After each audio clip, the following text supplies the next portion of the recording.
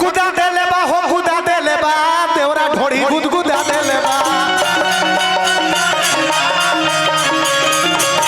गुदा देले बा हो गुदा देले बा देवरा ढोड़ी गुदगुदा देले बा ए अरे तो होली के फीलिंग जगा देले बा होली के फीलिंग जगा देले बा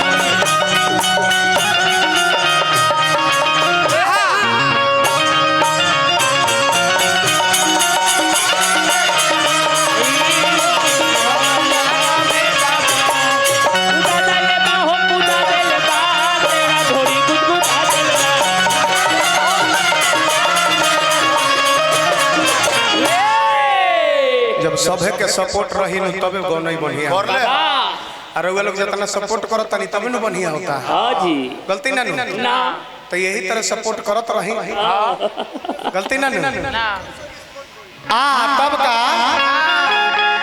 अरे देखे में छोटे भाई बड़का बाटे जा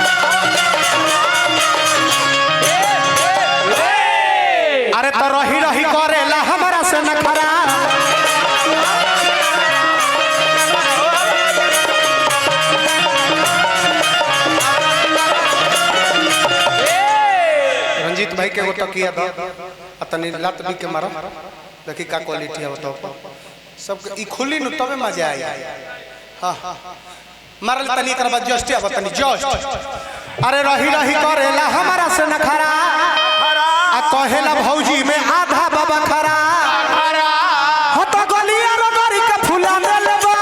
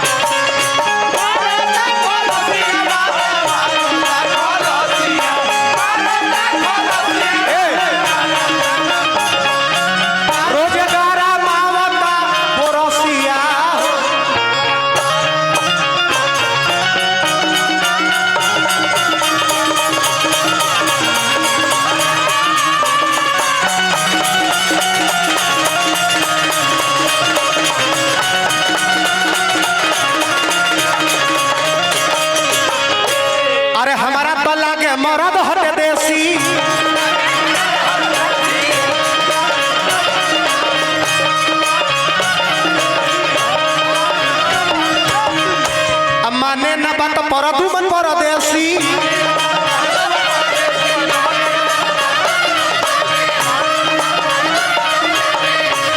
तो बल्कि पागल का जैसन कुल्हा देले बा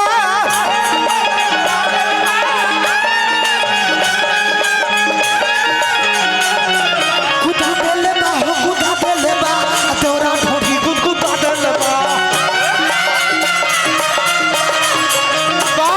कुदा देले बा हो कुदा देले बा तोरा ढोरी कुदा देले बा कुदा देले बा हो कुदा देले बा तोरा ढोरी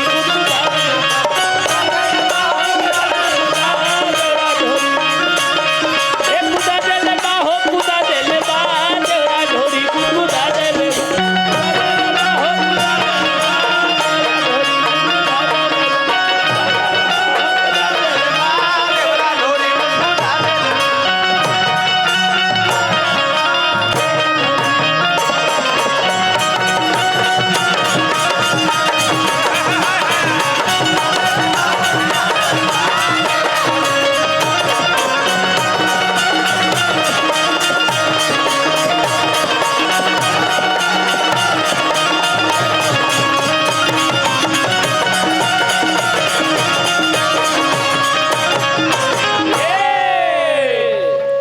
रोशन जी हैं और प्रदुमन जी हैं। वाह। तो मैं चाहूंगा कि शीतलपुर में आप सभी का स्वागत हमारे बच्चों ने किया है, युवा ने किया है। तो शीतलपुर की धरती आपको कैसी लग रही है? शीतलपुर की माटी कैसा आपको नवाजा है, आप स्वयं समझ रहे होंगे। और हमेशा आप सभी का स्वागत रहेगा। और हमारे बड़े पिताजी का ये श्रद्धांजलि है। तो प्रदुमन परदेसी जी आइए एक बार, मैंने कोशिश कीजिए कि हमारे जो युवा बैठे हैं, जो साथी बैठे हैं, उनको थोड़ा हिला दीजिए, थोड़ा सा मस्त कीजिए। हम लोग हैं, ठीक है। और ये ऑनलाइन स्कैनर की बात नहीं कीजिए, पैसे की तो बारिश हो जाएगी, पैसे की बारिश हो जाएगी। बहुत अच्छा लागल हमारा मनु भैया।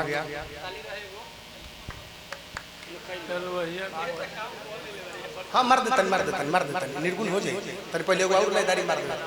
अब अजय भैया के फरमाइश बा, भैया उहों के फरमाइश बा कि हिलाव। आ रउआ सब देखता नहीं कि प्रदुमन आधा रात खत्म होल 2 बज गए।